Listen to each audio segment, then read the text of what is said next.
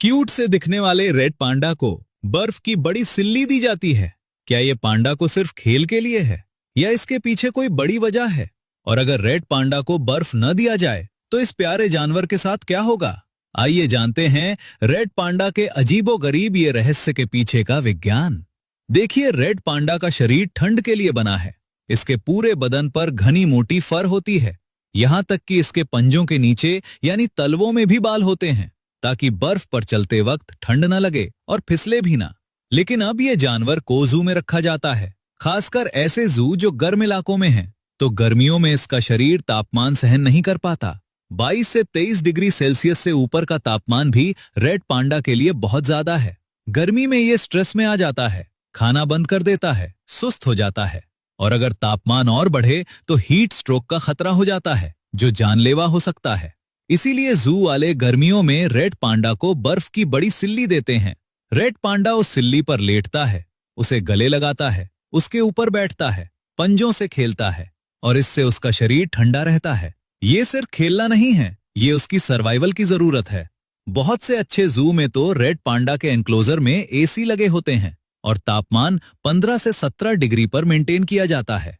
लेकिन फिर भी बर्फ की सिल्ली एक एक्स्ट्रा मदद है जो इसे खुश भी रखती है और ठंडा भी। अब एक बड़ा कंफ्यूजन क्लियर करते हैं। ज्यादातर लोग सोचते हैं कि रेड पांडा उस बड़े काले सफेद पांडा का छोटा वर्जन है, लेकिन सच ये है कि रेड पांडा का उस पांडा से, भालू से या रैकून से कोई रिश्ता नहीं। ये बिल्कुल अलग प्रजाति है। असल में पांडा नाम सबसे पहले इसी रेड पांडा को मिला था। बाद में बड़े वाले को भी पांडा कह दिया गया। मतलब असली पांडा तो यही है। रेड पांडा हिमालय के घने बांस के जंगलों में रहता है, समुद्र तल से 2200 से 4800 मीटर ऊंचाई पर। नेपाल, भूटान, चीन, म्यांमार और भारत के सिक्किम, अरुणाचल प्रदेश व पश्चिम बंगाल के कुछ हिस्सों में। लेकिन दुख की बात यह है कि दुनिया भर में अब सिर्फ 10,000 से कम बचे हैं। भारत में तो मात्र 250 से 300। ये अति संकटग्रस्त जानवर है। इसकी डाइट का 98% बांस है। दिन में 12 से 14 घंटे ये बांस खाता रहता है। लेकिन नेचर ने इसके साथ मजाक किया है। इसका पाचन तंत्र बांस को ठीक से पचा नहीं पाता।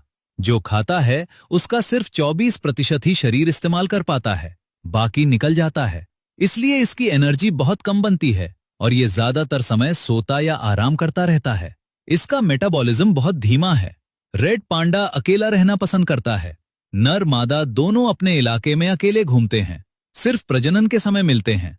मादा अकेली ही 1 से 4 बच्चों को जन्म देती और पालती है। बच्चा साल भर का होने पर मां को छोड़कर चला जाता है। जंगल में इसकी उम्र सिर्फ 8 से 10 साल होती है